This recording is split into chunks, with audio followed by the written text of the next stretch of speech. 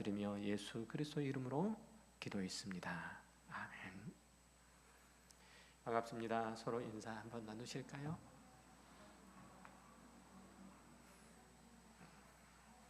한두 칸씩만 앞으로 왔는데 아주 분위기가 아주 좋아졌습니다. 사람이 훨씬 더 많아 보여요. 정말이요. 이렇게 별로 숫자가 별로 안 되는데 그래도 제 보기에는 사람들이 훨씬 더 많아 보입니다. 특별히 오랜만에 교회에 함께 하셔서 예배하시는 분들 계시는데, 우리 이숙자 권사님도 오랜만에 오셨고, 우리 공강자 전도사님도 오랜만에 오셨고 오랜만에 오셨습니다. 특별히 이분들이 교회에서 영적인 어른으로서 역할과 사명을 잘 감당하실 수 있도록 나머지 분들이 잘 응원도 해주시고 기도도 해주셔야 됩니다. 이분들이 잘 바로 믿음 안에서 잘 서면 교회가 자동으로 바로 서리라고 생각이 됩니다. 특별히 교회는 교회의 어른들이 바로 서야 교회가 바로 서가는 거거든요. 목사가 바로 서야 되는 것도 있지만 그거보다 우선적으로는 교회의 어른 되신 분들이 바로 서고, 또 하나님을 사모하는 마음들이 더 크고, 또 성도들을 사랑하여 그들을 위해서 기도하고, 또 신앙의 본을 보이는 그런 모습이 커갈 때 교회는 커갈 걸로, 주님의 은혜로 풍성할 걸로 봅니다. 그래서 신앙의 인생들을 쭉 이렇게 살아온 믿음의 선진들이 나이가 들어서 하나님의 은혜를 깨닫고, 그래서 자녀들에게 축복할 수 있는, 드디어 자녀들을 위해서 하나님의 은혜를 좇아서 축복할 수 있는 그 지혜들이 생기지 않습니까? 아브라함도 그렇고 이삭도 그렇고 야곱도 그렇고, 특별히 야곱이란 인물을 보면 그렇지 않습니까? 그가 그의 아들 12, 특별히 이제 그의 손자 에브라임과 므낫세와 이 둘까지 포함해서 그 자손들을 위해서 기도하는 내용들, 축복하는 내용들을 보면 선지자적 기도잖아요. 또 선포이기도 하고, 또 권면이기도 하고, 축복의 내용이기도 하고. 그런데 그것은 그가 신앙의 인생들을 쭉 살아오면서, 어찌 살았든지 간에 그런 인생들을 살아오면서 겪고 경험했던 하나님의 은혜가 얼마나 큰지, 그 안목으로, 그 영적 안목으로 자녀들을 바라보고 축복했다는 점들을 생각을 해보고, 특별히 우리 교회 어른이신 우리 이숙자 권사님과 또 공간조 전도사님, 그리고 그 쭉 이어 있는데 그분들이 교회를 위해서, 성도들을 위해서 기도할 때 하나님의 충만한 은혜가 교회 가운데 임할 줄로 믿습니다. 민호야, 아멘을 해야지. 네가 너에게 제일 필요한 얘기야. 감사합니다. 교회 오늘 얼굴이 안 보이시는 분들이 있습니다. 몸이 아프셔서 안 나오신 분들이 있고, 출타하셔서 못 나온 분들이 있는데 그들을 위해서도 기도해 주시기 바랍니다. 말씀 함께 나누도록 하겠습니다. 말씀 나누기 전에 우리 딱 열흘 남았습니다. 아셨죠? 딱 열흘 남았습니다. 한번 도장 찍으셔도 됩니다. 한 번도 안 나오신 분들은 한 번쯤 나오셔서 도장만 찍고 가시면 어떨까 하는 생각이 듭니다. 한 번도 안 빠지고 이렇게 40일 새벽기도 기간 동안에 한 번도 안 빠지고 나오신 분이 두 분이 계시거든요. 두 분이 계시는데 그 두 분 다 가까운 교회 성도가 아닙니다. 그래서 저는 그분들한테 가까운 교회 새벽 성도라고 그렇게 얘기를 하는데, 일주일에 그분들이 제일 교회 많이 나오세요. 월요일부터 금요일까지 나오시니까. 여러분들 주에 한 번씩 나오시지만, 주에 한 번씩 나오시면 그분들은 거의 이렇게 나오시니까 그렇습니다. 근데 저는 여러분 좋아요. 여러분들 위해서 그분들을 위해서는 기도할 줄도 모르고 기도하지도 않아요. 기도 제목이 뭔지도 몰라요. 여러분들 위해서는 저는 기도합니다. 이것도 잔소리였습니다. 자, 우리는 종종 신앙생활을 죄를 짓지 않는 것, 혹은 금지 명령을 잘 지키는 것, 뭐 이 정도로 이해하는 이 일수이죠. 성경이 이것을 죄라고 정하고 있나요? 이것이 도덕적으로 또 성경적으로 볼 때 비난받을 만한 일인가요? 라는 이 질문이 우리 신앙의 주된 고민일 때가 많죠. 그러나 사도 바울이 오늘 본문을 통해서 우리에게 도전하는 신앙의 차원은 그거보다 훨씬 더 깊고 그리고 적극적이라는 점이에요. 신앙은 단순하게 사람들에게 좋은 평판을 받는 것, 아니면 뭐 더 소극적으로 볼 때 지옥 안 가는 것, 그런 수단이 아니라 하나님께서 기뻐하시는 온전한 사람으로 날마다 새로워지는 적극적인 다름질이라고 말하고 있는 거예요. 그러니까 나이가 들고 세월이 가고 하나님과 함께한 시간들이 더 깊어지면 하나님께서 나를 향해서 또 우리 교회를 향해서 이 사회를 위해서 어떤 마음을 품고 계시는지, 어떤 계획을 하고 계시는지, 어떤 꿈을 꾸고 계시는지 볼 수 있어야 된다는 얘기예요. 그리고 하나님의 거룩하신 성품을 따라서 사는 일들에 더욱 열심히 해야 한다는 거죠. 본문에서 사도 바울은 다시 한번 이스라엘의 광야의 실패를 소환하죠. 지난 시간에 저희들이 살펴봤던 것은 우상 숭배의 본질에 대해서 살펴봤다면, 오늘은 그 당시의 우상 숭배와 마치 실과 바늘처럼 엮여 있는 이 음행의 문제를 오늘 다뤄보려고 합니다. 사도 바울은 이스라엘이 광야에서 경험한 이 신비한 은혜 체험에도 불구하고 왜 그들이 결정적인 순간에 무너졌는가를 지금 폭로하고 있어요. 그들은 출애굽의 구원을 얻었지만, 출애굽하여 하나님의 구원의 은혜를 얻은 하나님의 백성이 되었지만, 자신들의 구원을 적극적으로 완성해가는 그 훈련, 그 절제, 그리고 하나님을 닮아가는, 하나님의 백성으로서 하나님의 성품을 닮아가는 그 일들에는 실패했기 때문이죠. 우리도 고린도 성도처럼 내게는 자유가 있다, 혹은 이거는 죄가 안 된다 라는 지식의 방패에 숨어서 행여 내 몸과 영혼들을 거룩으로 훈련해가는 일들에 게을르지 않는지 돌아보아야 한다는 거예요. 하나님은 우리에게 주신 자유, 그것은 죄를 지어도 아무런 해가 되지 않는다. 내가 죄를 설령 짓는다 할지라도 하나님께서 나를 하나님의 자녀, 그 백성으로 삼으셨기 때문에 나는 천국 가는 데는 까딱없다. 이런 죄 짓는 것에 대한 담대함이 아니라 적극적으로 주님과 연합해서 주님의 거룩을 닮아가는, 이루어가는 그 특권을 우리에게 주신 거예요. 하나님께서 우리들에게 주신 그 구원의 자유는 그거예요. 오늘 본문 말씀을 통해서 여러분의 신앙 태도를, 소극적인 신앙의 태도들을 버리고 주와 연합한 자로서 영광스러운 상급을 향해서 전진해가는 이른바 적극적인 신앙으로 거듭나는 귀한 시간이 되시기를 바랍니다. 사도 바울은 오늘 본문 7절, 8절에서 이제 이렇게 얘기하죠. 이스라엘 백성들이 음행하다가 하루에 23,000명이 죽었던 이 사건들을 언급을 해요. 민수기 25장에 보도되고 있는 이른바 시딤 사건인데요. 이스라엘이 광야의 여정에 막바지에 이르렀어요. 시딤이라는 곳에 머물러 있을 때 모압 여인들이 그들을 찾아오죠. 그리고 그들에게 자신들이 섬기는 그 제사에 함께하도록, 그 우상의 제사에 함께하도록 초청해요. 이스라엘 남자들이 그 초청에 응해서 다는 아니지만 많은 사람들이 거기에 갔죠. 모압 사람들이 섬기는 신들에게 절하고 그 여인들과 음행을 저지른 거예요. 아마 그 여인들은 모압의 일반 여인들은 아니었을 거라고 봐요. 모압 신전에서 일하는 신전 창녀들이 와서 그런 일들을 했을 거라고 생각이 되는데, 어쨌든 그랬어요.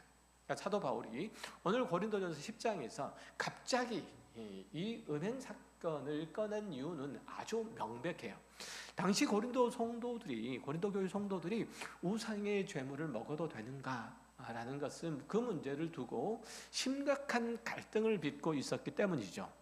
바울은 이 문제를 단순하게 음식을 먹어도 되느냐 말아야 되느냐의 문제가 아니고 그리스도인의 자유, 그것이 어디까지냐 혹은 무엇을 위한 것이냐 라고 하는 것과 그것은 당연히 그리스도인으로서 거룩한 절제라는 더 넓은 신학적인 주제 또는 신앙적인 어떤 깊이, 그걸로 확장하고 인도하죠.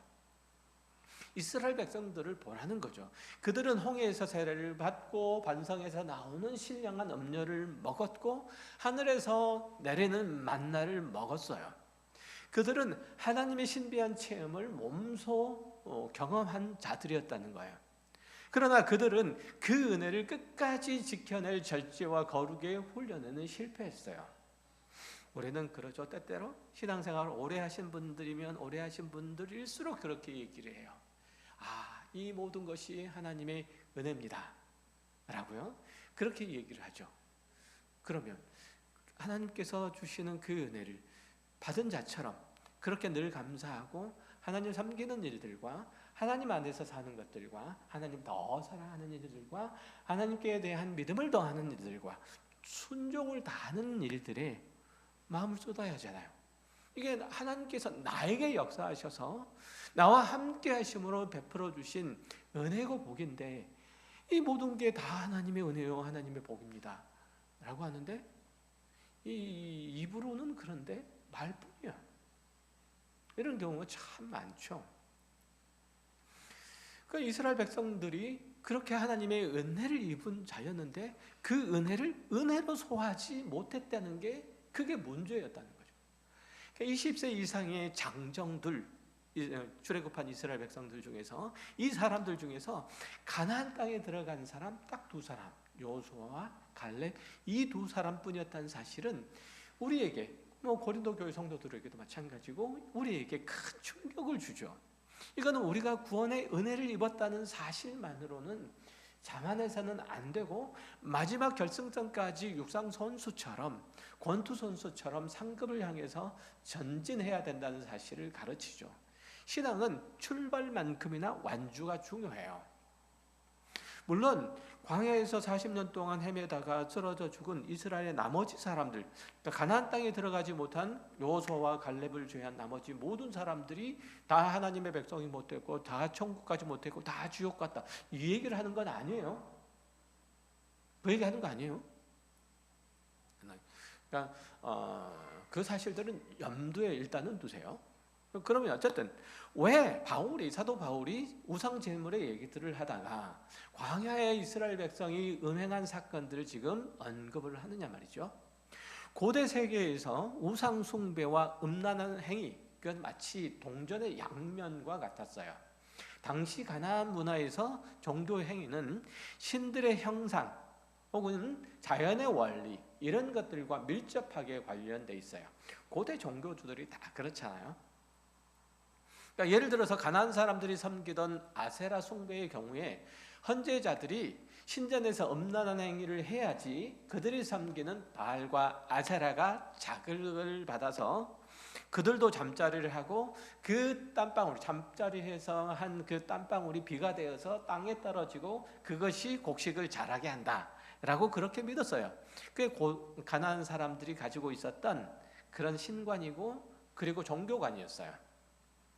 이 신에게 제사 드리는 행위, 그래서 그런 의미에서 그것은 표면적으로 볼 때 1년 동안 풍요, 안전, 건강, 번영 이런 것들을 빌 목적이었지만 그 내부를 들여다보면 제사 후에 신전 여인들과 밤새 음탕한 짓을 즐기려는, 술 먹고 취하고 음탕한 짓을 저지르는 그 의도도 다분히, 그 욕망도 다분히 섞여 있었다는 거예요. 성경에서 우상 숭배와 음행을 늘 짝을 이유로 등장하는 이유가 바로 그 때문이에요. 그러니까 음행은 인간이 자신의 몸을 더러운 데 넘겨주는 행위고, 그래서 하나님의 거룩한 형상으로서 그 거룩한 공동체의 모습을 견지해야 될 그 책임을 져버리는 일들이에요. 그러니까 그런 의미에서 음행은 사람의 죄악된 이 본성들을 가장 잘 드러내는 거예요. 이 죄악된 본성에 가장 친절하게 그리고 충성스럽게 봉사하는 행위예요. 이것이 이방 신전에서 제사 드리는 행위들과 연결이 되면 이방인의 타락한 문화, 종교 관습, 이것이 하나님의 나라의 백성 공동체를 오염시키게 되죠. 그러니까 단순하게 우상을 숭배한다는 것뿐만 아니라 우상 숭배와 더불어서 얽혀있는 이방 사람들의 문화들이 그대로 쏟아져 들어오는 거예요. 우리들도 그렇지 않습니까? 우리가 이 땅에서 살아가는데, 이 땅에서 살잖아요. 하나님의 사람이지만 이 땅에서 살아가는데, 이 땅에서 살아가면서 우리가 향유하는 문화들을 보면 그래도 괜찮은 문화들이 있는가, 건강한 문화들이 있는가 하면 음란하고 죄악된 문화들도 그 안에 섞여 있어요. 이것들을 분별할 수 있는 지혜와 능력이 있어야 되잖아요. 그래서 늘 우리는 말씀 앞에 서야 되는 거예요. 그래서 말씀으로 오늘날의 이 시대의 시대 정신과 문화와 관습과 이런 것들 두루 살펴야 되고, 무엇이 옳고 무엇이 그런지, 무엇이 그리스도인으로서 하나님의 거룩을 닮아가는 것인지 아니면 그것에 저해가 되는 것인지 살필 수 있어야 돼요. 그래서 이 시간에도 지금 하나님의 말씀 앞에 서 있는 거예요, 저희들이. 그러니까 이거는 꼭 기억을 하셔야 돼요. 그러니까 그냥 우상 숭배만 오는 게 아니라 세상에 살면서 세상의 문화가 그냥 우리 속에 자연스럽게 흡수된다고 생각하지 마시고, 그 문화 속에는 건강하고 그리고 건전한 그런 문화들도 있지만 그렇지 않는 죄에 오염된 문화들도 엄청 많이 있다는 것과, 그것들과 우리들은 반드시 구별돼야 된다. 거룩한 백성으로서 이 사실들은 꼭 기억하고 있어야 되잖아요. 어쨌든 그런 의미에서 지금 인간의 가장 기본적인 그 하나됨, 우상 숭배를 하며 거기에 섞여 있는 그 음란 행위를 한다는 것은, 음행을 한다는 것은 하나됨의 그 윤리조차도 지키지 못하고 배우자 위에 다른 이와 음행을 하는 것이에요. 이것은 하나님에 대한 최소한의 창조의 목적과 그 윤리조차도 저버리고 자신의 욕심을 따라서 우상을 섬기는 것과 똑같은 거죠. 우상을 섬기는 동기 자체가 그렇잖아요. 우상은 원래 없는 거네요. 그럼에도 불구하고 그 우상 안에는 자신의 죄악된 욕망이 거기에 투영이 되어 있어요. 그러니까 내가 우상에 가서 절할 때 그냥 가서 절하지 않아요. 내가 가지고 있는 그 욕망을 그 우상의 신이 그것을 듣고 내 열심을 듣고 내 헌신을 듣고 보고, 그리고 그 일들을 이루어달라는 거잖아요. 내 욕망을 성취시켜 달라는 거예요. 이게 우상 섬기는 거잖아요. 그것과 똑같은 거예요. 그러니까 우상을 섬기는 동기 자체가 자신의 욕심을 채우는 수단이기 때문에 우상 숭배가 문제가 되는 거죠. 그러니까 우상이, 그래서 우상과 음행은 전혀 다른 범죄처럼 그렇게 보이지만 둘 다 내 죄악된 욕심, 자아를 숭배하고 욕망을 투사한다는 점과, 그리고 하나님과 하나됨을 저버리고 우상에게 자신을 내어준다는 점에서 완벽하게 일치해요. 그러니까 내가 하나님을 섬기는 대신에, 하나님께 봉사하는 대신에 우상에게 봉사하는 것과, 내가 정해진 그 아내에게 혹은 남편에게 봉사하는 대신에 또 다른 여인이나 또 다른 남자에게 봉사하는 것 똑같잖아요, 본질적으로. 우리는 처음부터 창조될 때 하나님께서 우리 가정을 세우실 때 가정 안에 남자와 여자, 남편과 아내 두 사람만 세우지 않고 그 가정 위에 머리로서 하나님께서 계시도록, 그러니까 우리 가정 안에는 아내와 남편과 아내가 있는 게 아니라 그 위에 하나님이 계세요. 그래서 이 세 존재가 하나예요. 이 세 존재가 하나라서 남편이 아내에게 대해서 충성을 다하지 못하면, 그 순결함을 지키지 못하면 그것은 아내에게 순결함을 지키지 못하는 것과 동시에 그 공동체 안에서의 순결을 지키지 못한 거예요. 하나님의 공동체 안에서의 순결을 지키지 못한 거죠. 아내가 남편에게 하는 것도 역시 마찬가지예요. 그러니까 그것은 내가 예를 들어서 다른 어떤 남자와 혹은 여자와 바람을 피운다라고 할 경우에는 어떤 의미랑 똑같냐면 내가 하나님께 대하여 바람을 피우는 행위랑 같다 이 말이에요. 이해되셨어요? 그렇죠? 이게 굉장히 중요한 의미예요. 그러니까 그런 의미에서 지금 고린도 교회 성도들은 우상을 숭배하는 것으로 그게 끝난 게 아닌 거예요. 다른 종교에서 신은 인간에게 무언가를 요구하는 존재는 아니잖아요. 오히려 인간이 자신이 원하는 답을 미리 정해놓고 그 결과를 얻어내기 위해서 만들어낸 우상이에요. 그러니까 내가 어떤 누군가와 자꾸 얘기가 길어지니까 여기서 끊읍시다. 그 부분은 어쨌든 우상의 그래서 누군가가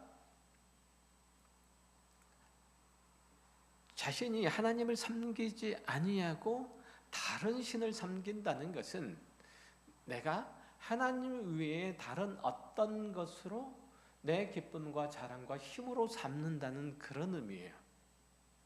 그러니까 내가 하나님 외에 다른 어떤 것으로 내 기쁨, 내 자랑, 내 만족으로 삼겠다는 거예요. 그러니까 마치 내가 아내 위에 혹은 남편 위에 다른 남자 혹은 다른 여자와 만족과 기쁨으로 삼겠다는 의도와 정확하게 일치하죠. 이해되시죠? 그 얘기인 거예요.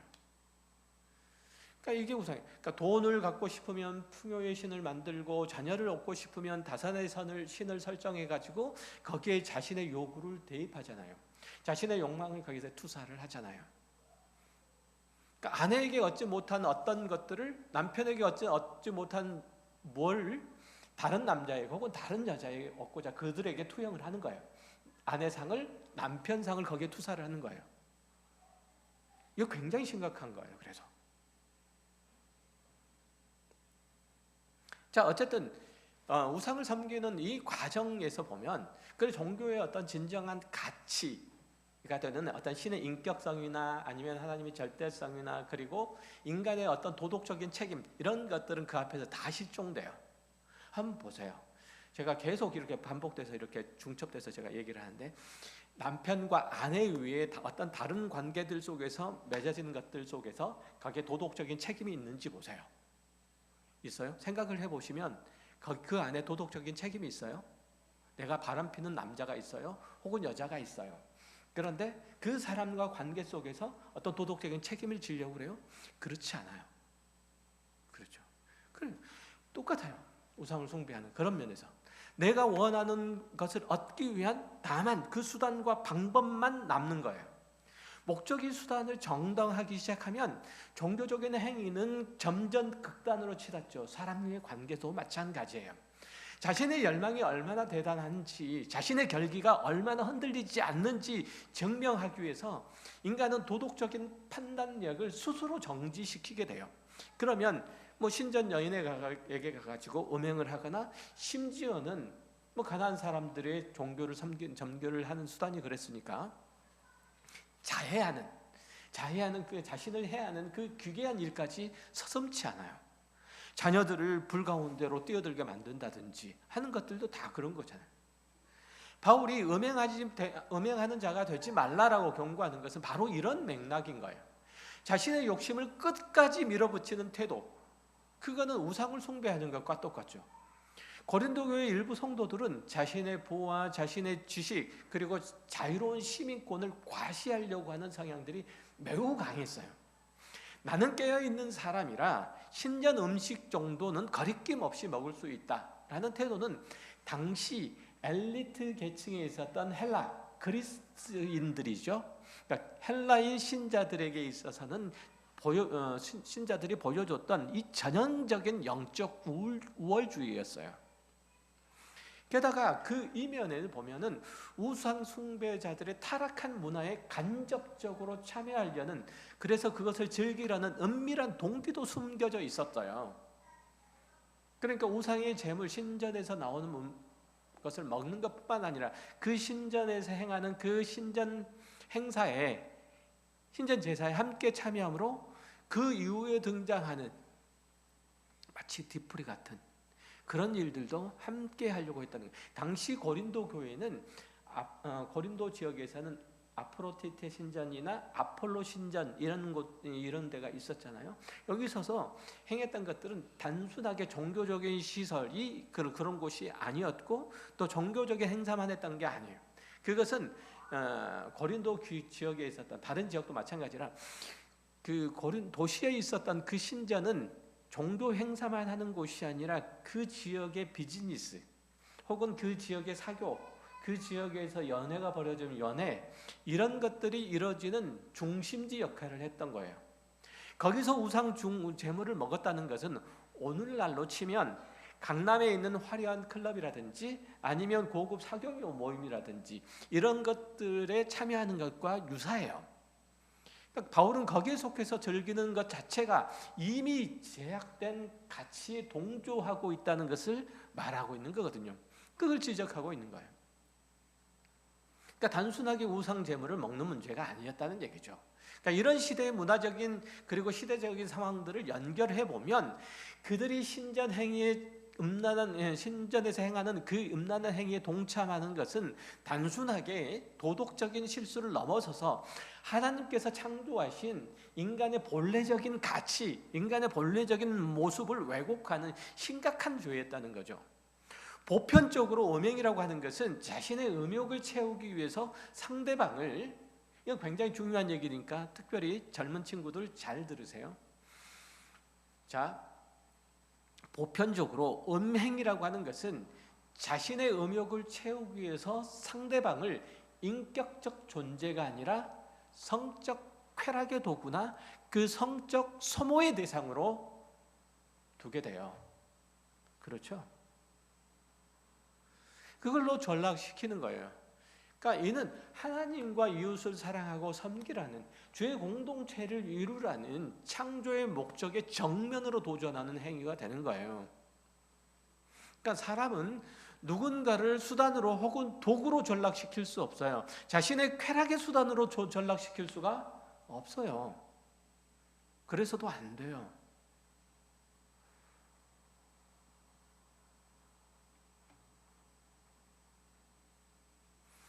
어제도 그런 얘기 했었는데 요즘 남자애들 뭐 옛날에도 그렇겠지만 남자들 뭐 젊은 애들 꼭 볼 때 여자를 볼 때 여자가 남자를 볼 때 늘 동물적인 감각으로만 본다고. 20대 남자애들이 친구 사이에 서로 뭐 소개시켜 줄까라고 얘기를 하면 남자들은 이쁘냐? 이쁘냐? 여자들은 뭐해? 뭐 하는 사람이야? 이쁘냐? 동물들이, 새들이 깃털이 이뻐? 꽁지가 아름답게 생겼어? 이게 똑같잖아요. 그렇죠? 사냥은 잘하고 짐승이 암컷이 수컷을 고를 때 사냥은 잘하고 그런 얘기는 똑같아요. 그러니까 동물적인 본능만 남는 그런 상태예요. 그건 수단과 상대방을 수단으로 보는 거죠. 우리의 몸은 단순하게 누군가의 수단이 아니라 단순하게 물질이 아니라 하나님께서 거하시는 성전이고 그리스도의 지체예요. 우리가 주님과 연합하여 한 영이 됐는데 어떻게 그리스도의 지체를 가지고 창녀의 지체를 만들 수 있겠는가라고 사도 바울이 꾸짖는 거예요. 바울은 음행은 자신의 몸의 죄를 범하는 것이라고 규정해요. 이것은 하나님의 형상을 닮은 그 인간 자체를 더럽히는 것이고 우리 안에 계시는 성령을 근심케 하는 거예요. 우리라고 하는 존재는 몸뚱아리만 있는 게 아니고 우리의 영혼이 깃들어 있는 그 존재. 그러니까 우리의 몸과 그리고 영혼은 떼려야 뗄 수 없는 하나의 관계로 하나로 묶여져 있어요. 그러니까 헬라 철학이 얘기하는 이원론적 사고와 이해들 속에서 사람을 봐야 될 게 아니란 말이죠. 그러니까 우리는 우리 자신의 것이 아니라 하나님께서 값으로 사신 하나님의 것이 됐고 이제 우리 몸으로 적극적으로 하나님께 영광을 돌려야 하는 존재가 우리라는 존재예요. 그리스도인의 몸은 주를 섬기기 위해서 존재해요. 주님께서 우리를 구하시기 위해서 당신의 거룩한 몸을 십자가에 내주셨기 때문이잖아요. 따라서 주님의 은혜를 아는 사람은, 그것을 말하는 사람은 자신과 타인의 육체를 하나님의 선하신 창조의 산물로 여기고 그 본래 목적을 성실하게 지키려고 수고해야 돼요. 노력해야 돼요. 만약 육체를 정욕의 노예로 내준다면 그것은 주와 연합된 그 몸을 더러운 구덩이에 던지는 것과 똑같아요. 마치 한 사람이 몰록에게 그 자녀들을 내어주는 것과 똑같아요. 하나님은 우리를 그리스도와 동등된 주의로 불러주셨어요. 주님은 우리를 형제라라고 그렇게 부르기를 주저하지, 부끄러워하지 않으셨어요. 그런데 그런 고귀한 신분을 가진 우리가 이방 신전에 가가지고 창기들과 연합하는 것은 스스로를 그 수준으로 전락시키는 것과 똑같잖아요. 한 남자가 한 여자와 육체적인 관계를 맺는 것은 아까 말씀드렸던 것처럼 이건 단순하게 욕정을 해소하는 게 아니라 두 사람이 한 몸이 되는 인격적인 연합을 의미해요. 그러니까 그리스도인이 음행에 빠지는 것은 자신과 연합된 그리스도까지 그 타락의 자리로 끌어내리는 참담한 행위인 거예요. 성경이 남자와 여자가 한 몸이 될 때 결혼이라는, 하나님께서 정하신 결혼이란 제도 안에서 하나가 되게 하신 것은, 쉽게 얘기하면 뭐 혼전순결이니 뭐 그런 얘기를 하자면, 이를테면 혼전순결을 지켜야 되니 말아야 되니, 그 얘기는 어떤 개념이냐면, 그 개념이 하나님께서 남자와 여자를 연합시키실 때는 하나님과 한 몸이 되도록, 한 공동체가 되도록 연합하시기 위함이고, 하나님과의 인격적인 결합이고 남자와 여자와의 인격적인 결합이며, 이 둘은 이제 떼려야 뗄 수 없는 한 존재로서의 연합을 의미하기 때문에 이것을 결혼이라는 제도 안에서 묶어주신 거예요. 그러니까 남자와 여자가 잠자리를 함께 하는 것은 단순하게 몸을 섞는 행위가 아니란 말이죠. 이해되셨나요? 너무 적나라하게 얘기하고 있나요? 한 남자가 아내를 맞아서 거룩하고 아름다운 가정을 이뤘는데 다른 여인과 관계를 맺는다면 그건 어떻게 되겠어요? 그건 결혼의 신성함을 파괴할 뿐만 아니라 스스로의 품격을 떨어뜨리고 배우자를 모욕하는 행위가 되죠. 그리스도와 연합해서 영광의 자리로 나아가야 할 성도가 스스로를 낮추어서 불경건한 자리에 처하는 것은 이보다 더한 영적 간음이라고 성경은 얘기를 해요. 우리 몸은 성령이 거하는 성전이에요.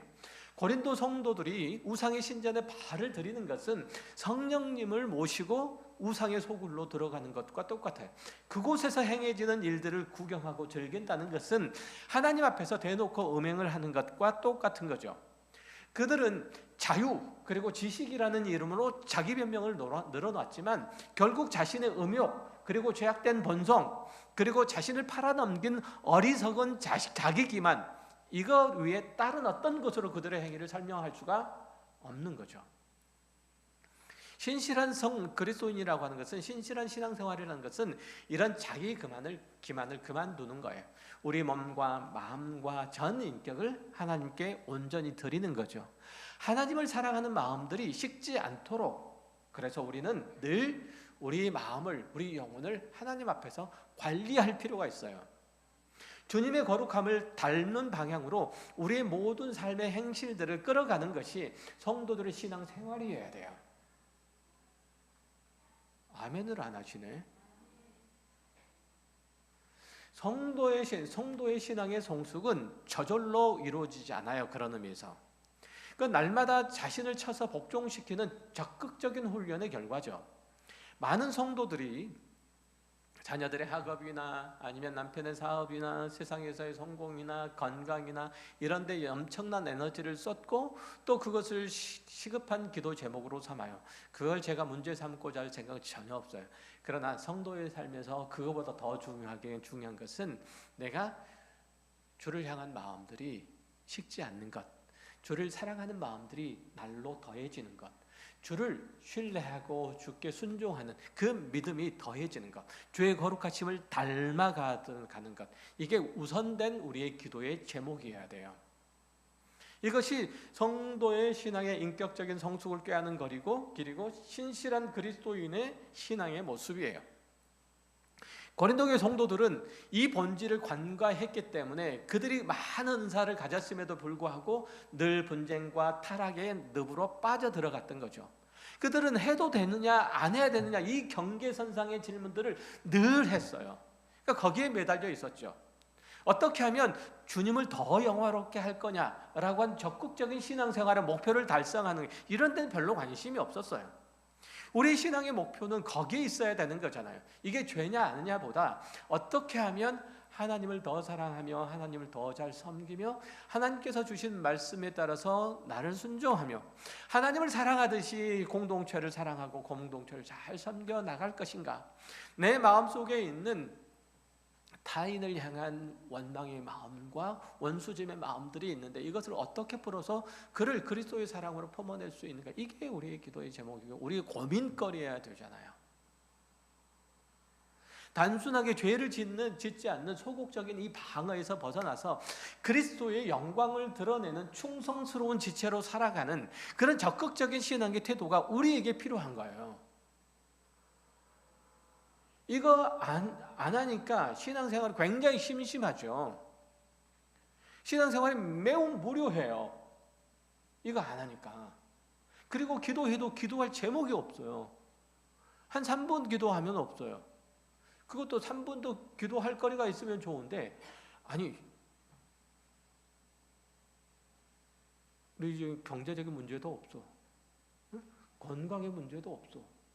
애들을 기도하려고 보니까 애들도 다 크고 없네? 다 자기 집구에서 잘 살아.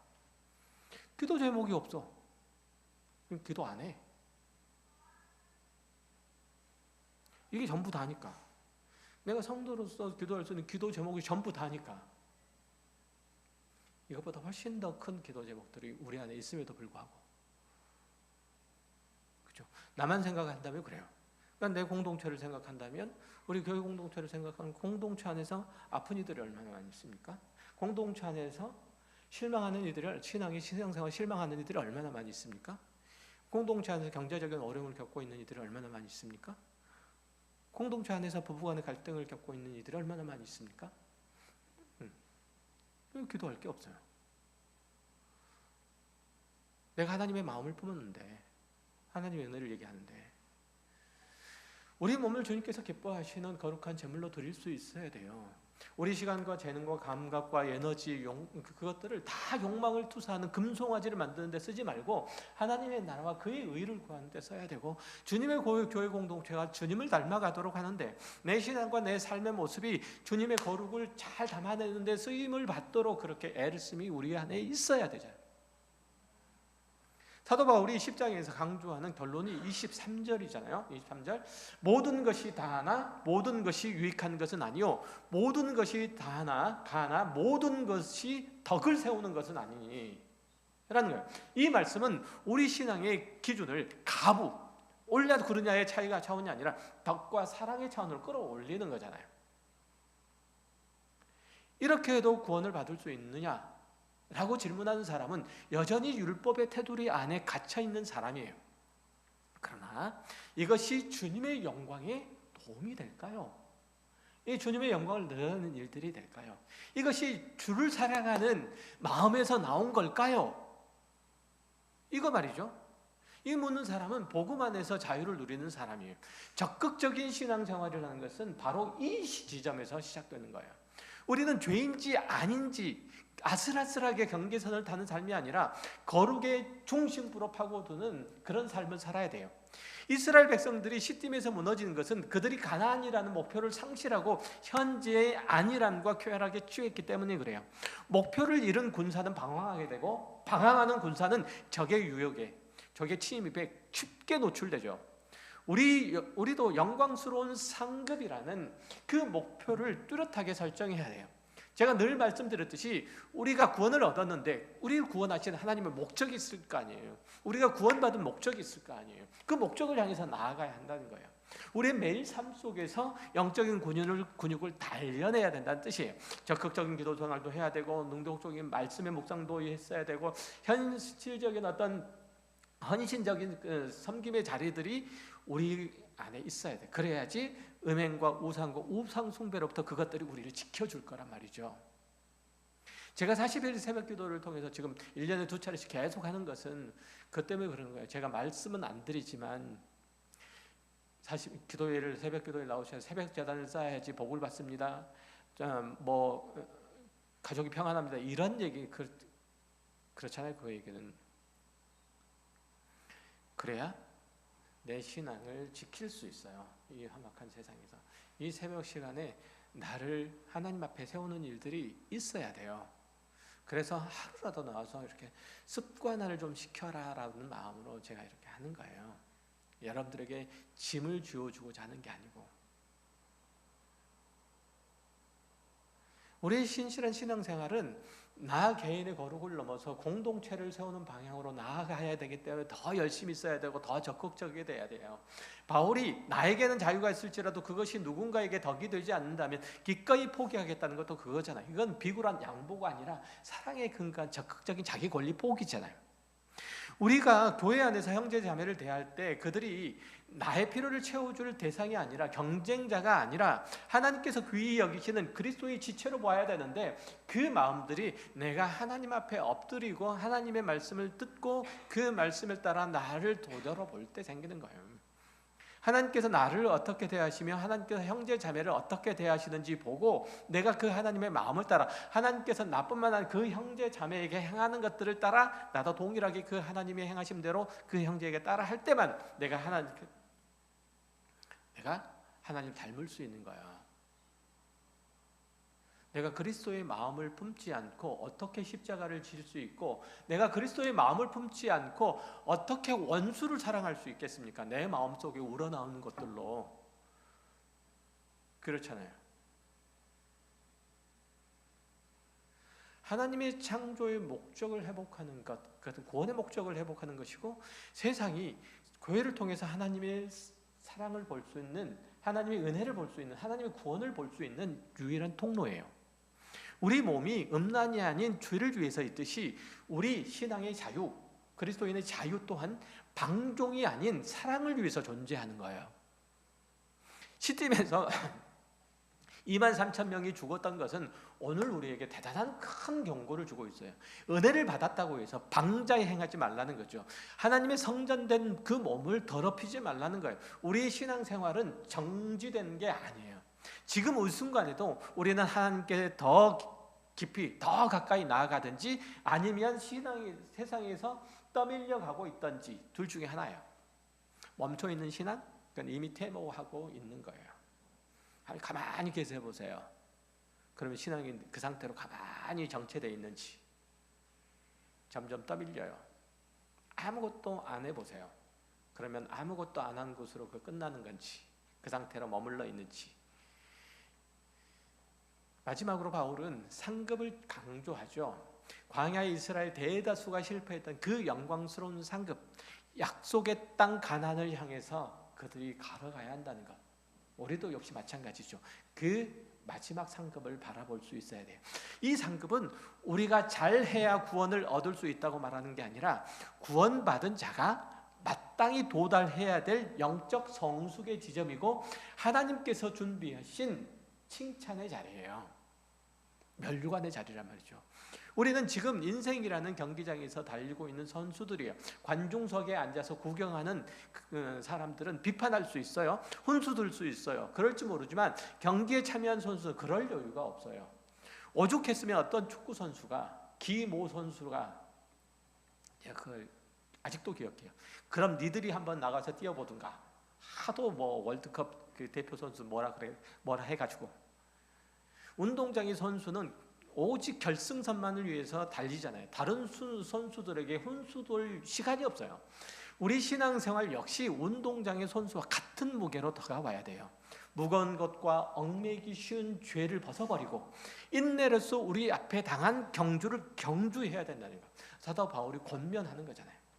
고린도 교회 성도들이 자기 성도들의 어떤 지식 자랑은 경주장에서 딴짓하는 선수들하고 똑같아요. 훈수만 두고 있는 것과 똑같아요. 그들이 가진 그 은사, 그 자랑, 그 승리의 상급들을 다 잊어버린, 허영뿐이었던 거예요. 그들이 자랑이. 우리는 그들과 달라야 돼요. 우리의 지식은 겸손으로 나타나야 되고 우리의 은사는 봉사로서의 결실을 맺어야 돼요. 적극적인 신앙생활은 바로 이렇게 상급을 주신 주님을 신뢰하고 오늘 나의 삶을 주님의 제단에 거룩하게 올려드릴 때 가능한 거예요. 사랑하는 형제 자매 여러분, 오늘 우리는 음행과 우상 숭배라는 무거운 주제를 통해서 우리 신앙생활의 현주소를 좀 살펴봤어요. 시띠미에서 무너진 이스라엘 사람들의 그 시체들이 우리들에게 외치고 있어요. 은혜를 헛되이 받지 말라. 하나님께서 주신 그 자유, 구원의 자유로 육체의 기회를 삼지 마라. 우리 몸은 우리 자신의 것이 아니에요. 하나님께서 그리스도의 피를 값주고 사신 성전이에요. 우리는 주님과 합해서 한영된 고귀한 신분이에요. 이 거룩한 긍지를 회복하시기 바랍니다. 저급한 세상의 쾌락이나 우상에게 투영된 그 헛된 욕망이 우리의 마음과 마음들을, 우리 신앙을 팔아버리지 맙시다. 그것은 우리를 구원하신 그리스도를 모욕한 일들이고 우리를 위해서 모든 것을 내어주신 하나님의 사랑을 짓밟는 일이에요. 이제 소극적으로 이것만 안 하면 되겠지, 이런 안일한 태도를 벗어버리고 보다 적극적으로 하나님을 사랑하세요. 보다 적극적으로 그리스도의 거룩을 닮아가세요. 보다 적극적으로 우리의 모든 행실이 그리스도의 장성한 분량에 이르도록 하세요. 보다 적극적으로 우리 가정이, 우리 일터가, 우리 교회가 내 신앙의 적극적인 생활들로 말미암아 더 윤택해지고 더 기름지도록 그렇게 하세요. 아멘 해주세요. 이제 여러분의 첫 번째 기도 제목이 생겼어요. 그게 뭐냐면, 주님, 제가 주님과 더 깊이 연합할 수 있게 해주십시오. 제 몸이 온전히 주님의 성전이 되게 해주십시오. 제가 하나님께서 나를 사랑하는 것처럼 이웃을 하나님의 마음으로 품고 사랑할 수 있게 해주십시오. 세상의 성공보다 신앙의 성숙을 더 갈망할 때, 그때 하나님께서 여러분들에게 이 세상의 모든 유혹을 이길 수 있는 힘과 능력과 지혜를 주십니다. 그때 하나님께서는 우리가 상상할 수 없는 풍성한 그 은혜와 영광스러운 상급으로 우리의 삶을 채워주실 거예요. 그러니 광야에서 쓰러진 모든 사람들의 그 실패를, 지난주에 설교했듯이 설교 제목이 뭔지 아세요? 타산지석. 기억나세요? 이것을 타산지석 삼아서 마침내 가나안의 영광을 누리는 그 승리자가 되시기를 주의 이름으로 축원합니다. 기도하겠습니다. 하나님 감사합니다. 우리에게 주어진 모든 삶의 환경과 여건과 신앙의 내용들은 우리를 위해서 존재하는 것이 아니요 우리를 구원하시는 하나님의 은혜의 영광을 찬미하도록 하시기 위함이며, 또한 주님께서 하나로 공동체로 묶어주신 그 공동체에 대한 믿음의 수고와 사랑의 헌신들과 또 그리스도를 닮은 그 거룩으로 함께 도모해 가라고 주신 것들입니다. 하나님, 이 일들 저희들이 게을리하지 않도록 좀 이끌어 주시되, 어떤 상황과 형편 속에서라도 우리가 이것이 죄냐 이것이 죄가 아니냐를 따지는 것 앞서 이것이 하나님께서 기뻐하시는 일들인가, 하나님의 거룩한 성품을 닮아가는 것인가, 하나님께서 나에게 부어주신 그 은혜에 합당한 반응인가를 먼저 생각하며 그것을 쫓아 행하는 지혜로운, 그리고 주 옆에 겸손한 저희들 다 되게 하여 주옵소서. 성령의 능력으로 함께 하시는 우리의 신앙생활이요, 이번 일주일에 우리의 분투하는 삶이 되게 하여 주옵소서. 감사드리며 예수 그리스도의 이름으로 기도했습니다. 아멘.